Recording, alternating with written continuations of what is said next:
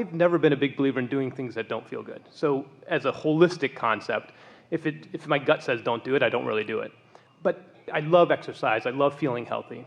But there are some nights where I get home and I just literally want to drink 5 beers and eat a bag of Doritos. Every now and then I will do that. But oftentimes I'll say, you know what? I know I feel great when I go and get some exercise.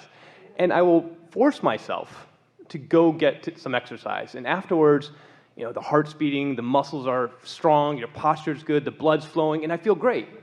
But this is probably the one area in my life where if I don't feel like doing it, I sort of try to make myself do it, and then I feel better. So what's up with that, where I want to eat Doritos and beer and not go exercise, even though I know exercise is going to feel better for me at the end? If you could find, and it's hard to do after the fact, if you could find the thought momentum that led up to that, you would have a clear understanding of what the prepaving of the beer and Dorito was, and the prepaving of what the getting to the exercise is, because you can't just take the end result and compare them to each other. You have to understand what the prepaving momentum of energy was leading up to it. Okay. That's the most significant thing. Another thing is that every desire is really two subjects. It's what is wanted on one end and what is not wanted on the other end, or the absence of what is wanted on the other end. Sometimes you may be approaching your desire in a way that is more counterproductive, and so it almost inspires the opposite. It's sort of like somebody trying to boss you around and tell you to do something, and you just want to do the very opposite of what they're saying. You can't make me do that, you said to your mother when you were a child. Or maybe you didn't, but maybe you did, but maybe you didn't say it out loud. You know how you say that once you make yourself do it, and then you slip into that known behavior, and the cooperative cells of your body begin to play their role, and then you begin to enjoy it. This is why often people say, well, if I just make myself do it, and then I begin to enjoy it. So what this conversation really is about momentum. It's about knowing what you want, and what you want being more dominant, and so it carrying the day. But the way you can move into what you really mean to do and what you really want to do without that uncomfortable time of needing to make yourself do it is by doing it with the momentum of your thought. Sit with a focus wheel.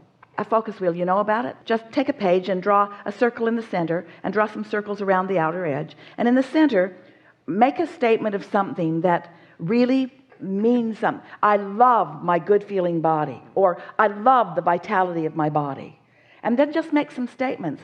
I love how my body responds, and I love that feeling of euphoria that I get, and I love the way the energy flows through my body, and I so adore that feeling of my heart pumping, and I like that feeling of posture and vitality and invincibility. And just write your way around here before you even get into your running clothes or whatever they are. Do that and then see what happens. Do some momentum before the action. Let the thought be the momentum factor, and then you won't have that having to make yourself do something that you don't want to do.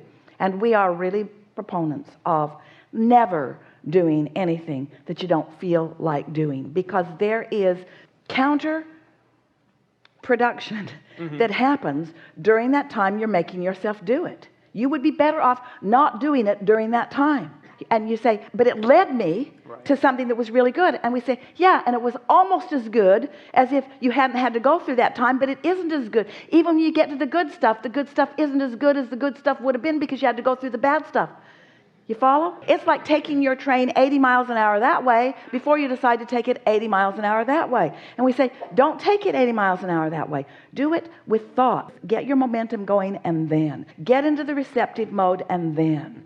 So when we say we wouldn't do anything that we don't feel like doing, that's the same thing as saying get into the receptive mode, and then. Really good conversation. Thank you so much. Yes, that was really fun. Yes, indeed.